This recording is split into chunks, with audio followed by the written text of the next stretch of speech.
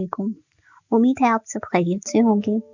Global talent visa UK की series की ये तीसरी वीडियो है जिसके अंदर हम बात करेंगे letter of recommendation for GTV UK. इससे पहले कि मैं वीडियो स्टार्ट करूं, kindly like, share and subscribe this channel so that you can get more authentic information related to GTV UK. So let's start this video. Letter of recommendation should be from the eminent person who must be UK based. तो सबसे पहले तो आपने जिस भी professor से या researcher से रिक्वेस्ट करनी है वो यूके बेस्ड हो। सेकेंडली, ये लेटर जो है वो क्लियरली स्टेट कर रहा हो कि ये recommendation global talent visa UK के लिए है। किसी और पर्पस के लिए लिखा हुआ रिकमेंडेशन लेटर जो है वो यहाँ पे इंडोर्समेंट बॉडी यानी कि जो सोसाइटी जहाँ पे आप एप्लीकेशन सबमिट करवाएंगे वो इसको इंडोर्स नहीं करेगी। थर्डली, जो कि बहुत इंपॉर्टेंट है कि जिस भी प्रोफेसर से रिसर्चर से आप इस लेटर की रिक्वेस्ट करें उसकी और आपकी रिसर्च फील्ड्स जो हैं वो मैच करती हों और उसकी अपनी स्पेसिफिक फील्ड के अंदर इंटरनेशनली रिकॉग्नाइज्ड एक्सपर्टीज हो।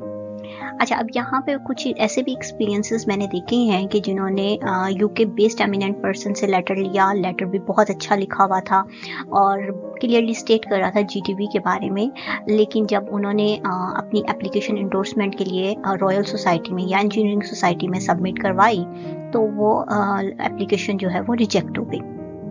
उसकी सबसे मेन रीज़न जो थी वो ये थी कि जिस बंदे ने उन्हें ये रिकमेंडेशन लेटर दिया था उसकी अपनी एक्सपर्टीज़ जो थी वो अभी बहुत ज़्यादा इंटरनेशनली रिकॉग्नाइज नहीं थी, या आप यूँ कह लें कि वो खुद जो है अभी इनिशियल फेजेस में था अपने कैरियर के। तो इसलिए आपने जब ये लेटर की रिक्वेस्ट करनी है तो आपने इन तमाम चीज़ों को लाजिम देखना है। अच्छा, अब क्वेश्चन ये है कि अब आप किससे रिक्वेस्ट कर सकते हैं कि वो आपको ये लेटर ऑफ रिकमेंडेशन दे। अगर तो आपकी पीएचडी ऑलरेडी यूके से है या आप यूके के अंदर किसी स्प्लिट पीएचडी प्रोग्राम पे कभी आए हुए हैं या किसी स्कॉलरशिप पे आए हुए हैं तो आप अपने एक्स सुपरवाइज़र से रिक्वेस्ट कर सकते हैं, जो कि बहुत ईजी है, बहुत क्लियर लिंक इस्टेब्लिश होगा कि वो आपको रिकमेंडेशन लेटर दे दे। सपोज कि आपके पास ये ऑप्शन नहीं है तो आप देखें कि आप क्या कोई रिसर्च कोलैबोरेटर है या आपके साथ कोई ऐसा किसी पेपर के अंदर को ऑथर हो जो कि यूके बेस्ड हो और वो आपको ये लेटर ऑफ रिकमेंडेशन दे सकता हो, या आपने कोई कॉन्फ्रेंस अटेंड की हो और उस कॉन्फ्रेंस के अंदर आप किसी प्रोफेसर से मिले हों और आपकी और उसकी फील्ड सेम हो, आप उससे रिक्वेस्ट कर सकते हैं। और इसके अलावा आप अगर आपके पास ये ऑप्शन भी नहीं है तो आप ये देखें कि आपके पब्लिकेशंस जो हैं वो किन किन लोगों ने साइट की हैं। अगर वो किसी ऐसे बंदे ने साइट की है जो यूके बेस्ड हो या यहाँ पे अच्छा रिसर्चर हो, प्रोफेसर हो, तो आप उससे रिक्वेस्ट कर सकते हैं कि वो ऑलरेडी आपकी रिसर्च वर्क को जो है वो साइट कर रहा है। इट मीन्स कि वो आपकी रिसर्च को ऊपर थी मान रहा है, तो आप उससे रिक्वेस्ट कर सकते हैं कि वो आपको रिकमेंडेशन लेटर जो है वो दे दे। सो इस तरह जो है आप रिकमेंडेशन लेटर की रिक्वेस्ट कर सकते हैं। ये रिकमेंडेशन लेटर जो है ये लाजिम जो है लेटर हेड के ऊपर होना चाहिए। अगेन, जिस तरह सीवी के लिए ग्लोबल टैलेंट वीज़ा यूके की कुछ स्पेसिफिक रिक्वायरमेंट थी, इसी तरह इस रिकमेंडेशन लेटर के लिए रिक्वायरमेंट है कि ये 3 पेजेस का होना चाहिए।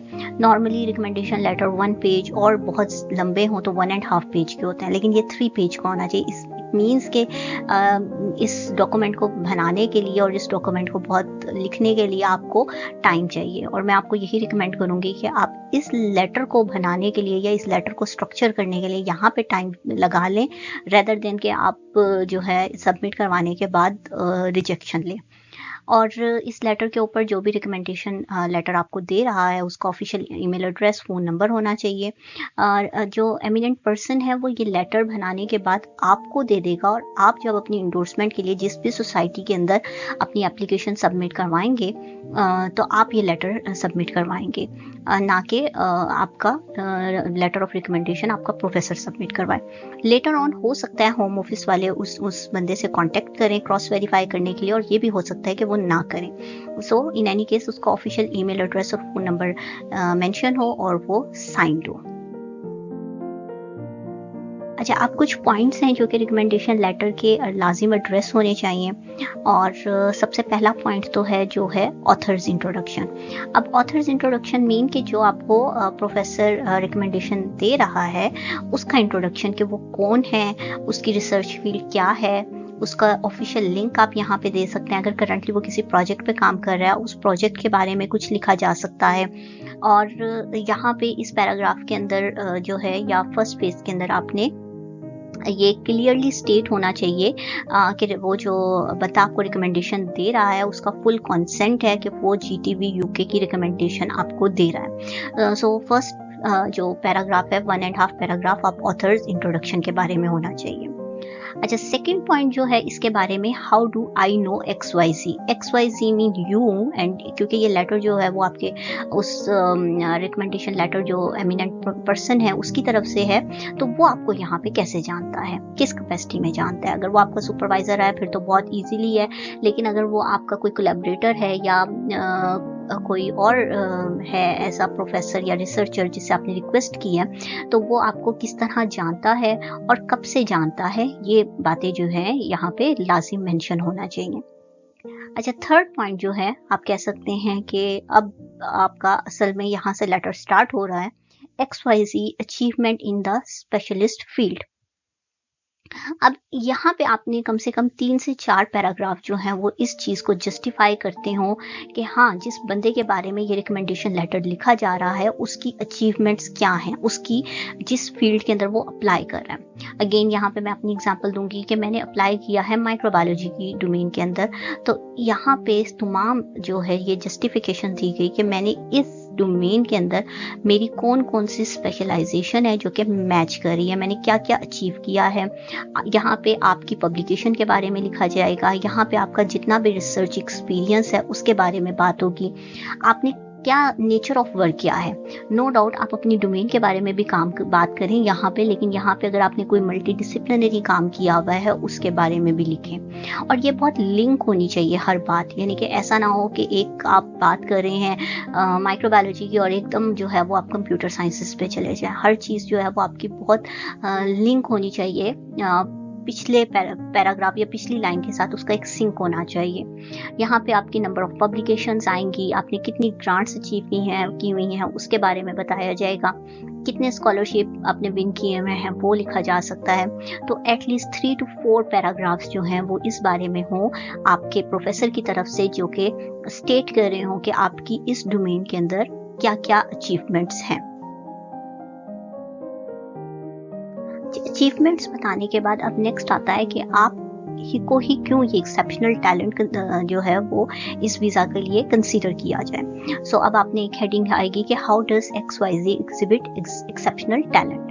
अब यहाँ पे जो है ऑथर वो मेंशन करेगा कि जिसके बारे में वो ये रिकमेंडेशन लेटर लिख रहा है कि उसके अंदर कौन सा ऐसा टैलेंट है, वो बहुत टैलेंटेड है कि उसने अपनी सारी पब्लिकेशन बहुत प्रेस्टिजियस जर्नल्स में की हैं, बहुत हाई इम्पैक्ट फैक्टर जर्नल में की हैं। उसके गूगल स्कॉलर के इंडेक्स के बारे में बात की जा सकती है कि कितने पेपर्स उसके साइट हुए में हैं, उसका कितने अरसे के अंदर H इंडेक्स स्कोर कहाँ तक पहुँचा है पोस्ट PhD पर्टिकुलरली। उसके अलावा उसने एज अ रिव्यूअर कौन कौन से काम किए हुए हैं, कितनी सोसाइटीज़ का वो एक्टिव मेंबर है। इससे पहले की वीडियो में CV के अंदर मैंने आपको बताया था कि UK के अंदर मेंबर आप सोसाइटीज़ के मेंबर हो, ये बहुत ज़्यादा मैटर करता है। इसके अलावा आपने अपने वर्क एक्सपीरियंस में कितना एडमिनिस्ट्रेटिव वर्क किया है। यहाँ पे आप ये भी बता सकते हैं कि आपने ड्यूरिंग जो भी आपकी जॉब्स थी उसके अंदर आपने कितनी जो है वो वर्कशॉप्स कंडक्ट करवाई हैं, कितने आपने जो है सेमिनार्स कंडक्ट करवाए हैं, कितना आपने एडमिनिस्ट्रेटिव वर्क किया। इसके अलावा आपका वॉलंटियर वर्क भी बहुत मैटर करता है।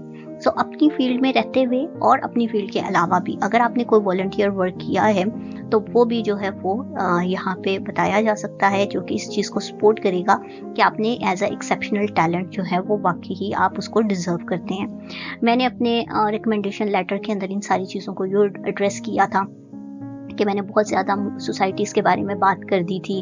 कोविड के दौरान जो वॉलंटियर वर्क हुआ था उस चीज़ को हाईलाइट कर दिया था। जितनी भी वर्कशॉप बायो सेफ्टी रिलेटेड या इन्फेक्शन कंट्रोल रिलेटेड जो है हैंड्स ऑन ट्रेनिंग दी थी, उन सब चीज़ों को मेंशन किया था। तो उससे मेरे जिस प्रोफेसर ने मेरा रिकमेंडेशन लेटर लिखा था तो उसको आसानी हो गई थी उन सब चीज़ों की बेस के ऊपर एक तो कंसेंट देना भी और दूसरा ये कि ये बताना भी कि हाँ वाकई ही ये कैंडिडेट जो है वो एक्सेप्शनल टैलेंट डिजर्व करता है। अच्छा, यहाँ पे भी अगेन ये जो है इस पॉइंट के ऊपर एटलीस्ट 2 to 3 पैराग्राफ्स जो हैं वो इस चीज़ को जस्टिफाई करने के लिए होने चाहिए।